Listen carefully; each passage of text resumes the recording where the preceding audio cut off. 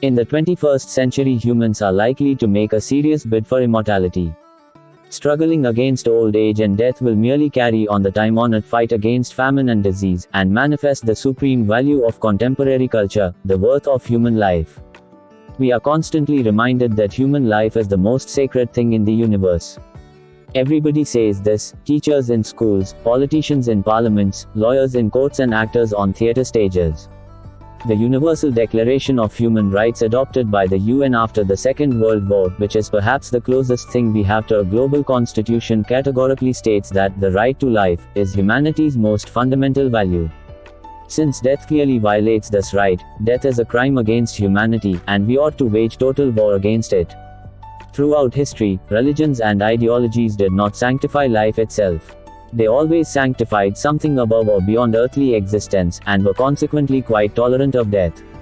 Indeed, some of them have been downright fond of the Grim Reaper. Because Christianity, Islam and Hinduism insisted that the meaning of our existence depended on our fate in the afterlife, they viewed death as a vital and positive part of the world. Humans died because God decreed it, and their moment of death was a sacred metaphysical experience exploding with meaning. When a human was about to breathe his last, this was the time to call priests, rabbis and shamans, to draw out the balance of life, and to embrace one's true role in the universe. Just try to imagine Christianity, Islam or Hinduism in a world without death, which is also a world without heaven, hell or reincarnation. Modern science and modern culture have an entirely different take on life and death. They don't think of death as a metaphysical mystery, and they certainly don't view death as the source of life's meaning. Rather, for modern people, death is a technical problem that we can and should solve. How exactly do humans die? Medieval fairy tales depicted death as a figure in a hooded black cloak, his hand gripping a large scythe. A man lives his life, worrying about this and that, running here and there, when suddenly the Grim Reaper appears before him, taps him on the shoulder with a bony finger and says, "Come." And the man implores, "No, please. Wait just a year, a month, a day." But the hooded figure hisses, "No. You must come now." And this is how we die. In reality, however, humans don't die because a figure in a black cloak taps them on the shoulder, or because God decreed it, or because mortality is an essential part of some great cosmic plan. Humans always die due to some technical glitch. The heart stops pumping blood. The main artery is clogged by fatty deposits. Cancerous cells spread in the liver. Germs multiply in the lungs. And what is responsible for all these technical problems? Other technical problems. The heart stops pumping blood because not enough oxygen reaches the heart muscle. Cancerous cells spread because a chance genetic mutation rewrote their instructions. Germs settled in my lungs because somebody sneezed on the subway. Nothing metaphysical about it. It is all technical problems, and every technical problem has a technical solution. We don't need to wait for the second coming in order to overcome death. A couple of geeks in a lab can do it. If traditionally death was the specialty of priests and theologians, now the engineers are taking over. We can kill the cancerous cells with chemotherapy or nanorobots. We can exterminate the germs in the lungs with antibiotics.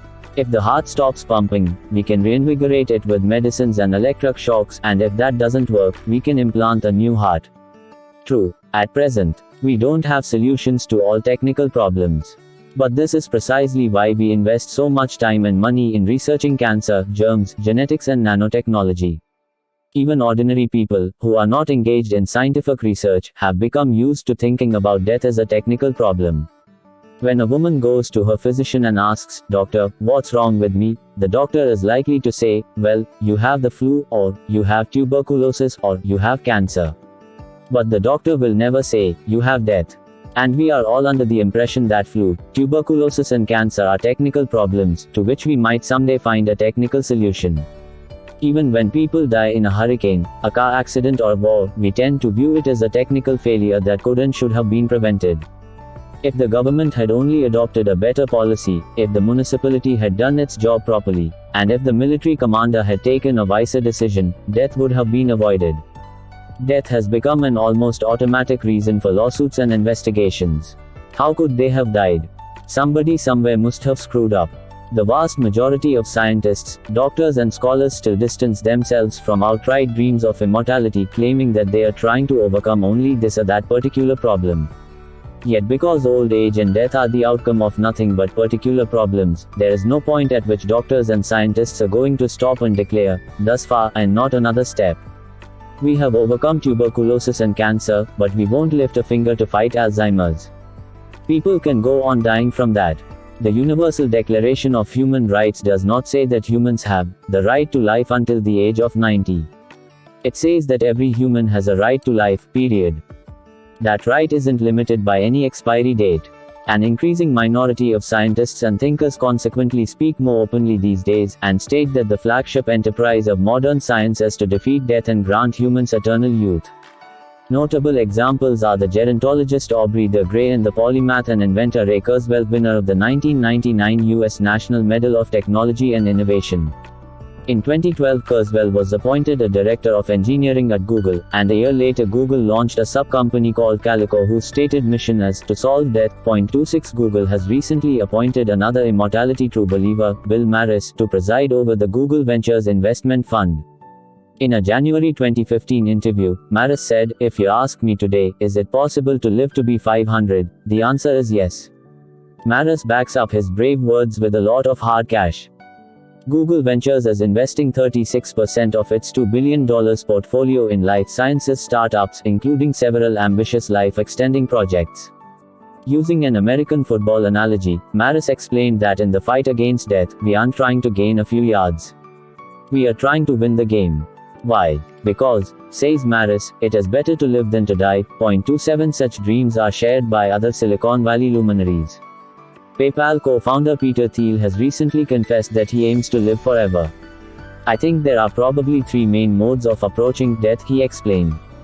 "You can accept it, you can deny it, or you can fight it. I think our society is dominated by people who are into denial or acceptance, and I prefer to fight it." Many people are likely to dismiss such statements as teenage fantasies. Yet Thiel is somebody to be taken very seriously. He is one of the most successful and influential entrepreneurs in Silicon Valley, with a private fortune estimated at $2.2 billion. 28 The writing is on the wall, equality is out. Immortality is in. The breakneck development of fields such as genetic engineering, regenerative medicine and nanotechnology fosters ever more optimistic prophecies. Some experts believe that humans will overcome death by 2200, others say 2100. Kurzweil and de Grey are even more sanguine. They maintain that anyone possessing a healthy body and a healthy bank account in 2050 will have a serious shot at immortality by cheating death a decade at a time.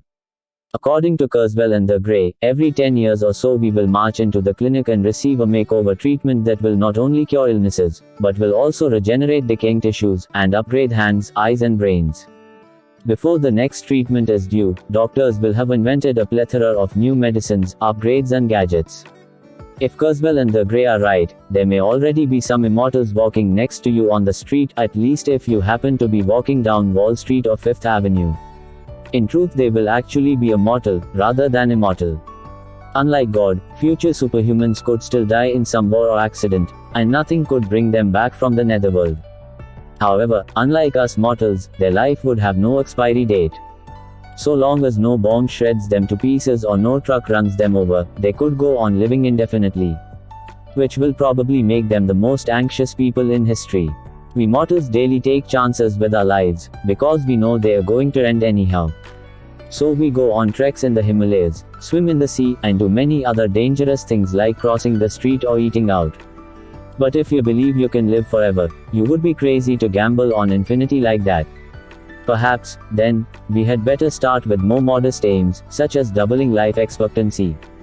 In the 20th century we have almost doubled life expectancy from 40 to 70, so in the 21st century we should at least be able to double it again to 150. Though falling far short of immortality, this would still revolutionize human society. For starters, family structure, marriages and child-parent relationships would be transformed. Today, people still expect to be married, till death us do part, and much of life revolves around having and raising children. Now try to imagine a person with a lifespan of 150 years. Getting married at 40, she still has 110 years to go. Will it be realistic to expect her marriage to last 110 years? Even Catholic fundamentalists might balk at that. So the current trend of serial marriages is likely to intensify. Bearing 2 children in her 40s, she will, by the time she is 120, have only a distant memory of the years she spent raising them, a rather minor episode in her long life. It's hard to tell what kind of new parent-child relationship might develop under such circumstances. Or consider professional careers. Today we assume that you learn a profession in your teens and 20s, and then spend the rest of your life in that line of work.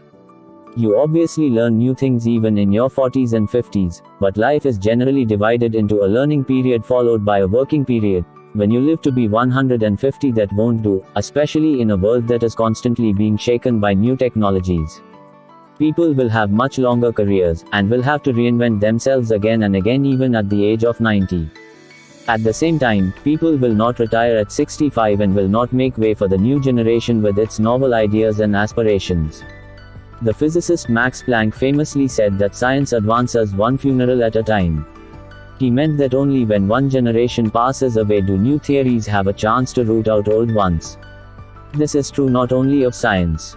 Think for a moment about your own workplace. No matter whether you are a scholar, journalist, cook or football player, how would you feel if your boss were 120, his ideas were formulated when Victoria was still queen, and he was likely to stay your boss for a couple of decades more? In the political sphere, the results might be even more sinister. Would you mind having Putin stick around for another 90 years? On second thoughts, if people lived to 150, then in 2016 Stalin would still be ruling in Moscow, going strong at 138, Chairman Mao would be a middle-aged 123-year-old, and Princess Elizabeth would be sitting on her hands waiting to inherit from the 121-year-old George VI. Her son Charles would not get his turn until 2076. Coming back to the realm of reality, it is far from certain whether Kurzweil's and the Gray's prophecies will come true by 2050 or 2100. My own view is that the hopes of eternal youth in the 21st century are premature, and whoever takes them too seriously is in for a bitter disappointment. It is not easy to live knowing that you're going to die, but it is even harder to believe in immortality and be proven wrong. Although average life expectancy has doubled over the last 100 years, it is unwarranted to extrapolate and conclude that we can double it again to 150 in the coming century. In 1900, global life expectancy was no higher than 40 because many people died young from malnutrition, infectious diseases and violence. Yet those who escaped famine, plague and war could live well into their 70s and 80s, which is the natural lifespan of Homo sapiens. Contrary to common notions, 70-year-olds weren't considered rare freaks of nature in previous centuries. Galileo Galilei died at 77, Isaac Newton at 84, and Michelangelo lived to the ripe age of 88, without any help from antibiotics, vaccinations or organ transplants. Indeed, even chimpanzees in the jungle sometimes live into their 60s. 29 In truth, so far modern medicine hasn't extended our natural lifespan by a single year. Its great achievement has been to save us from premature death, and allow us to enjoy the full measure of our years. Even if we now overcome cancer, diabetes and the other major killers, it would mean only that almost everyone will get to live to 90, but it will not be enough to reach 150, let alone 500. For that, medicine will need to re-engineer the most fundamental structures and processes of the human body, and discover how to regenerate organs and tissues. It is by no means clear that we can do that by 2100. Nevertheless, every failed attempt to overcome death will get us a step closer to the target, and that will inspire greater hopes and encourage people to make even greater efforts. Though Google's Calico probably won't solve death in time to make Google co-founders Sergey Brin and Larry Page immortal, it will most probably make significant discoveries about cell biology, genetic medicines and human health. The next generation of Googlers could therefore start their attack on death from new and better positions. The scientists who cry immortality are like the boy who cried wolf. Sooner or later, the wolf actually comes. Hence, even if we don't achieve immortality in our lifetime, the war against death is still likely to be the flagship project of the coming century. When you take into account our belief in the sanctity of human life, add the dynamics of the scientific establishment, and top it all with the needs of the capitalist economy, a relentless war against death seems to be inevitable. Our ideological commitment to human life will never allow us simply to accept human death. As long as people die of something, we will strive to overcome it. The scientific establishment and the capitalist economy will be more than happy to underwrite this struggle. Most scientists and bankers don't care what they are working on, provided it gives them an opportunity to make new discoveries and greater profits. Can anyone imagine a more exciting scientific challenge than outsmarting death, or a more promising market than the market of eternal youth? If you are over 40, close your eyes for a minute and try to remember the body you had at 25. Not only how it looked, but above all how it felt. If you could have that body back, how much would you be willing to pay for it? No doubt some people would be happy to forego the opportunity, but enough customers would pay whatever it takes, constituting a well-nigh infinite market.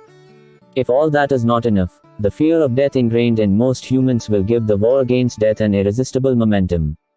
As long as people assume that death is inevitable, they train themselves from an early age to suppress the desire to live forever, or harness it in favor of substitute goals.